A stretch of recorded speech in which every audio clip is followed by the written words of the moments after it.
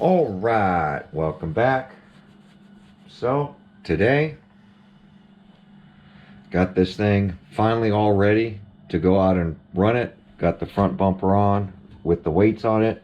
I did have to lower the body mount all the way down. The rear one is up a little higher just to give that stance. I ended up changing out the battery ends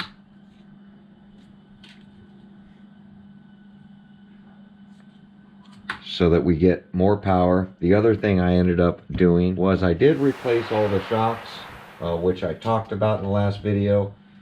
I didn't show it. Here are the factory new shocks. Front and rear have been removed. Front are a little shorter, rear are a little longer. These they're pretty much the same as the Creighton shocks. I'm just using the rear of the Creighton on the front, and then I'm using the Mojave rear shock but with a Creighton spring. That way I get longer shocks all the way around, because I believe this size is basically the rear of a Creighton, but that's what I ended up doing. I didn't want to cut up the factory bumper with the factory rubber on it. This one we have the rubber removed so it doesn't catch on the wheels. Here's the rear piece that we used off the old one. The old differential assemblies. All the good parts. So the shocks have been removed because I did use them. These are still in really good shape. Here's the front. So this is still in good shape. Shock tower is not bent, but the body mounts are removed and the shocks are removed. The rear bumper has taken a beating, but is still okay. You can see that this section has pretty much popped out of its location. So I'll have to, and it's all twisted up. So I'll have to take this apart, reassemble it properly so that you can tell that the impact is really, impact after impact, it finally just popped these ends out. It's bowed this. So this bumper has taken some abuse, but that's what it's for. Body mounts are still good. We had replaced these. Started to crack here on the front mount, but I super glued it, so these body mounts are still okay. You can tell with the speed, those are wobbles. That's hitting the support brace, and that's hitting the support brace. This one hitting the support brace pretty good, which is the front, and then here's the rear. So we got new ones in there now. They're probably going to wobble as well. The biggest change that I made was this plate. Remember, we had this plate mounted here for the ESC, which was covering the batteries. I was just mocking everything up because I made a new battery holder here. As you see, batteries now fit under here. One of these batteries is bad. It's got a bad cell. One cell will only get to, it says full charge. As soon as you take it off charge, let it stabilize for 30 minutes. You test the battery. One cell's at 414. So it's not at 420 where it should be. So one cell is falling off on these batteries. Hence the reason I went ahead and made this change. This is going to allow me to hopefully fit a little taller battery in here. It's still covering a little bit, but I might just take a Dremel and kick the ESC over to the right a little bit and trim this off. This I made out of the temper-proof Plexan that I've been using for the windshield. I got rid of this. This bolt pattern is different and would only fit this direction. You couldn't flip it to this direction because this bolt pattern for the top of the differential. So I just ended up cutting a new plate, and it's really secure. I've used this material a lot. which is tempered proof plastic for garage doors. It doesn't crack. You can drill it, you can sawzall it, and as you're sawzalling it, it won't split or crack across it. If you're trying to cut Plexan that you bought at Home Depot or something like that, and you're cutting it and it's cracking everywhere, it's not tempered proof. The other thing I did was on the silver body, I ended up cutting out the center again and then locating the ESC to where I can get the body on. I have to hold out the edges now because the edges do lock down. So I've lowered the front as low as I can go. The tires aren't going to grow, so it's not going to hit it. ESC fits perfect in the middle. This is going to give me more balance. Wheelie bars back on the rear. Meanwhile, I'm going to get it out and run it the way it is, like this. But my plans are to run some SMC batteries. Let me grab some batteries. I'm going to grab the remote. We're going to fire this thing up, make sure everything works, because the worst thing to do is set up an RC, get out there, and then it doesn't work. We'll be right back. All right, so I got the other set of batteries. These are hard case. These stack up really tall. They're just shorter, and still going to have problems fitting them in there, but I think we'll be able to make them work. Let me get this body off of here. The sides really stick good because it's new. So eventually these are going to rip off. So I'll keep gluing them as long as I can. So let me power this thing up and let's make sure that everything is working properly, because after the crash it wouldn't roll anymore. Plus I want to make sure that I can get these battery ends in here properly. Hopefully I soldered them right.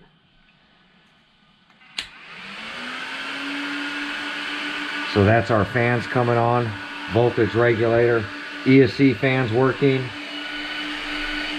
The two V1 game changer fans are working great. Where's the on and off switch now? It's in the back.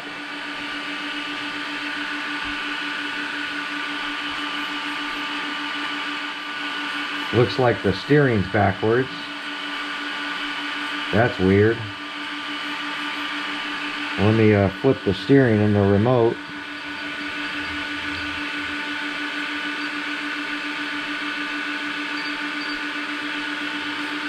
There we go.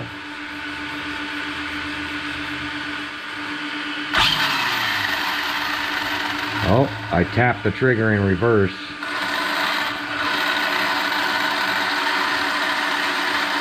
Rims are a little wobbly.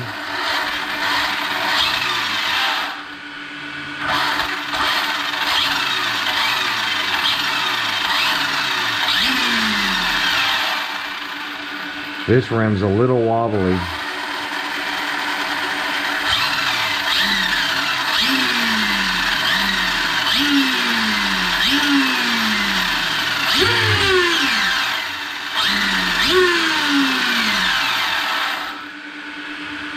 You can tell there's a lot more power going to this thing now.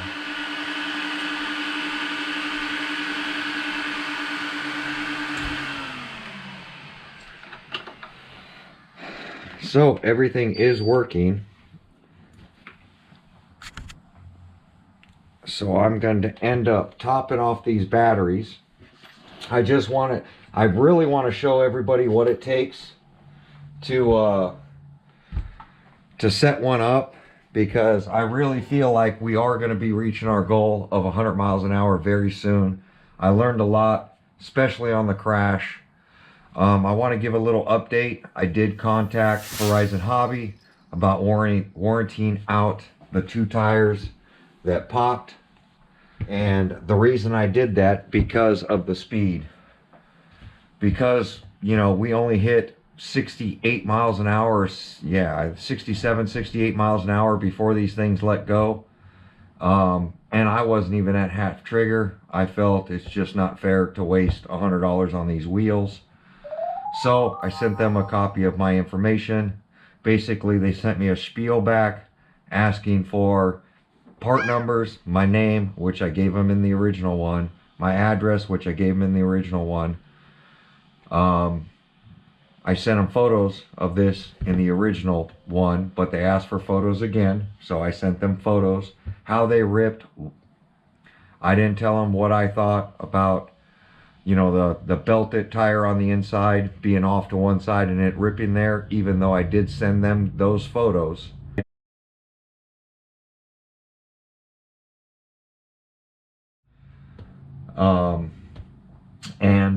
Basically explained that I ran it at the park, and 1 minute after putting on these wheels, 2 of them exploded.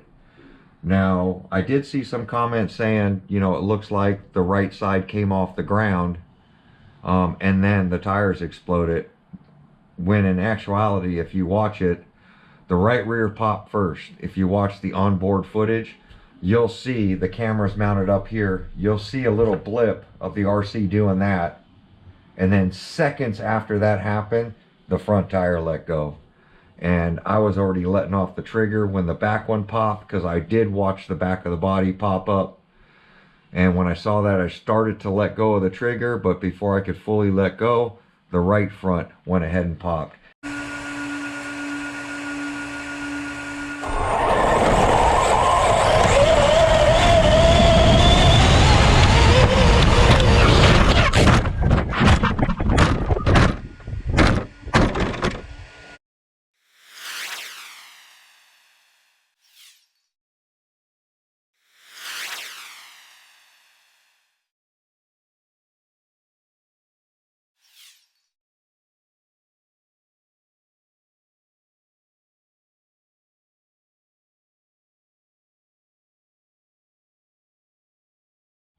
This RC has always been stable on all my runs.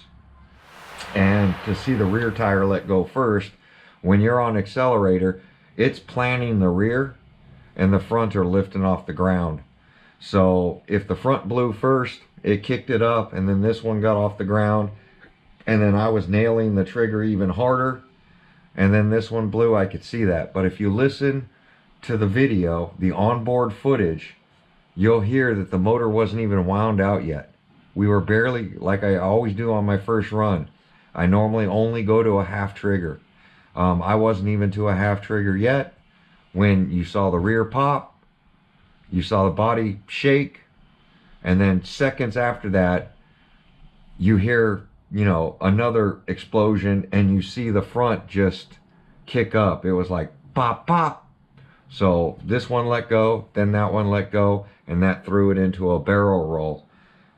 And I call it the death roll, because when you're in an open field and an RC is tumbling to the side, there's nothing you can do. You can hear me on the onboard footage, just let go of the trigger, and you just wait for it to settle to a rest, and don't hit the trigger, don't touch the power, because at that point, any wheel that lands on the ground, if you're tapping that trigger, you're going to twist up axles, you're going to break other stuff. So all the electronics work, everything works. There wasn't a malfunction in hard parts, it was just the tires let go. So the update is, I'm still waiting to hear from Horizon Hobby on what they're going to do. Remember, they don't warranty tires. Most manufacturers do not warranty tires. I just feel in this instance, I didn't even get one pull out of them and they blew up. So it's definitely some sort of quality control deal. You even saw, I had to replace the whole RC. You know, $650 into an RC. Plus, not only that, I do have a lot of spare parts now. A lot of this stuff is going to get shipped out. I've got a friend that needs some of this stuff to get, you know, their Mojave going, so I'm going to send that stuff out to them. Stuff that I don't need. I'm keeping body mounts, I'm keeping shocks, I'm keeping the stuff I feel I'm going to need. But they could really use that. But I feel in this instance, not even 1 minute. It wasn't like it was the second, third, or fourth run. Somebody was also saying you got to break in tires. I've never, ever heard that. The more you run and expand a rubber tire, the more it's going to stretch.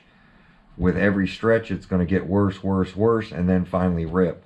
I've never seen them out of the box blow up like that. But that's just me. It's just the way I feel. And that's why I submitted a claim on it. And it still costed me, you know, over $700 to replace my RC car over a set of $100 tires. And to me, that's not cool. So I'm hoping that I can fit these somehow in here. Not only fit them, I'm going to have to double stack them. And these are, with the hard case, a little heavier than my Roaring Tops. These Roaring Tops are almost 3 years old now. And I just feel that they're falling off too quick in the run now. And it's not giving me, it's not supplying the this big ESC what it needs. The Mamba Monster X8S, I think it was giving it plenty of power. I do believe that the XT90s were limiting some of the amp to the ESC, but not enough to keep it in the 70s. You know, if we were in, you know, mid 80s, high 80s, XT90s I've run to, you know, 146 miles an hour. So never, and that's on-road, not off-road. Off-road, there is a bigger load, but even if you take away some of that speed, we should have been in the 80s. Amps were showing that we were doing pretty good. Voltage drop wasn't very bad. Now on the last few runs, my voltage drop is dropping really far down. And that's because this ESC requires a lot to get going. So just wanted to do a little update because I was planning on running today. But after, you know, having to remake the plate, make sure everything is flawless, I don't want to go out there and have issues. I am seeing some wheels. I haven't rebalanced these. I added washers to them all and left the weights in them. Except for the wheel that I plated. I did add plates and then washers to the ones I didn't plate. In taking out all these screws and adding that little, I put the little washers in there, not the fender washers. So I ran the little tiny washers that are the correct size for those. But because I think the nuts were already over tightened, that I tightened them too much and they dug into the plastic, I still don't know if this is going to hold. It'll hold better. I just don't know if it'll hold 100 miles an hour. But we're going to get out. We're going to rip it. I didn't over tighten them this time. I had a little bit of Loctite to the nuts and I snugged up the nuts, hoping that they don't twist on the run, and we'll go from there. I showed you guys the weights of these wheels. They're very light. I did up the differential fluid. The last Mojave, rest in peace, my original hobby.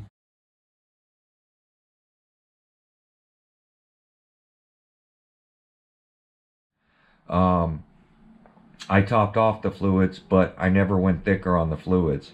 We kept around the 40K diff fluid in there. The center's locked on this. It's got a spool. Now when I drive one wheel, it's so smooth on this RC that all the wheels are driving. And that's because we're running the, you know, 1 million front and rear, just to try to even out the drive everywhere. But as you see, we're running so smooth now to where all the wheels are driving. Before, when I spin one, it would just spin the opposite one the opposite way. It wouldn't drive the center. But all new bearings, all new everything on this RC, and definitely no rolling resistance now. My other Mojave was at the point where it was going to need a bunch of bearings anyway.